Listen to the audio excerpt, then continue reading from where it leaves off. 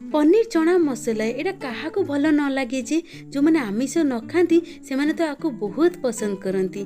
चलतु देखिए होटेल परी पनीर चना मसला घरे किपरि करेंगे।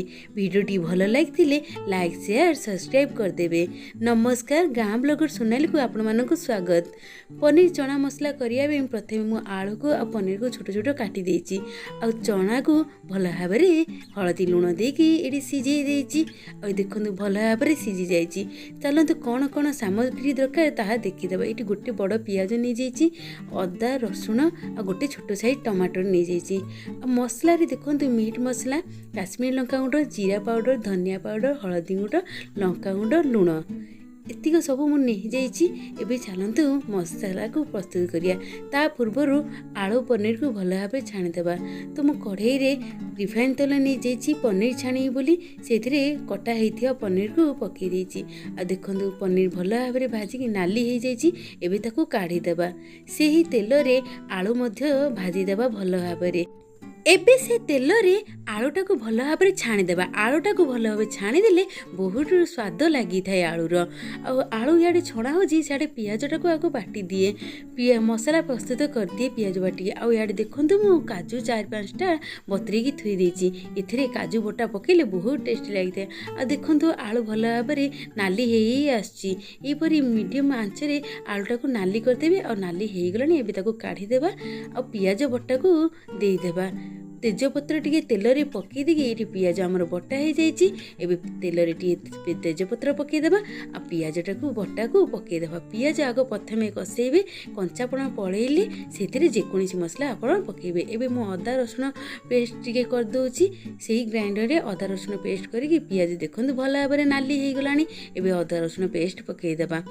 सबु मसला को एकाठी कसेबे नहीं, ता द्वारा तरकारी जमा भी भल लगी ना। एमती गोटे पर गोटे कसेबे बहुत टेस्टी तरकारी होता है। इे मु टमाटर, काजू और गुजराती भल भाव जाऊँगी ग्राइंडिंग करदेवी।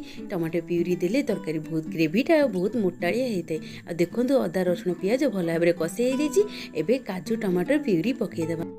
टमाटर प्यूरी की मध्य मसला साथी भल भाव गोलैदेवा। गोलै सारा रखि गुंड मसला, मीट मसला, काश्मीर लंका गुंड, लुण, हलदी, जीरा पाउडर, धनिया पाउडर सबुतक मसला रे पकई देगी आपको मध्य भल भाव कषईदेवा। कम आंचरे कषेबे नले मसला गुड़ाक पोड़ीजीव। सुखिला मसला जल्दी लाखी जाए। से टिके पानी देकी कषईदेवा। पानी टिके देकी भल भाव गोलैकी से आंचरे 10 मिनिट खंडे कषेबे।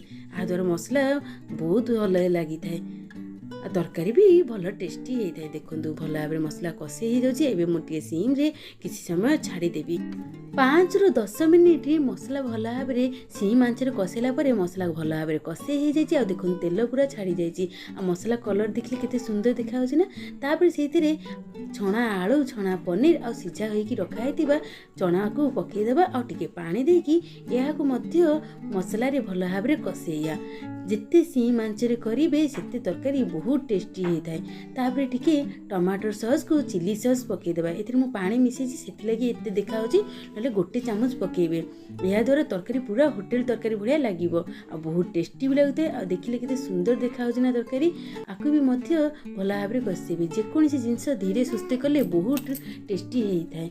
भल भाव कषईदेवे। मसलाटा भल भाव कषई सारापर ताटिए पानी देदेवे। आपको जी ग्रेवी दरकार से अनुसार पानी देवे। तो मुझे गिनारे 2 गिना पानी देइछि। आपन को भात रे खाए टे ग्रेवी अधिक रखिए। और रुटी परोटा रे खाए कम ग्रेवी रखिए। टे कसला टाइप करेंगे तरकारी बहुत टेस्टी होता है। एबे ताकू आलूटा को सीझे को छाड़देवा किसी समय घोड़े देकी। देखो पानी पकई देकी घोड़े देछि। देखो प्रस्तुत हो गला पनीर चना मसला। बहुत ही टेस्टी लगुता है। यहीपरि भाव में करेंगे बहुत टेस्टी हम। पछरे टिके ओल्हेला बेलू गरम मसला गुंड पकई देकी टे फुटे देवे किसी समय।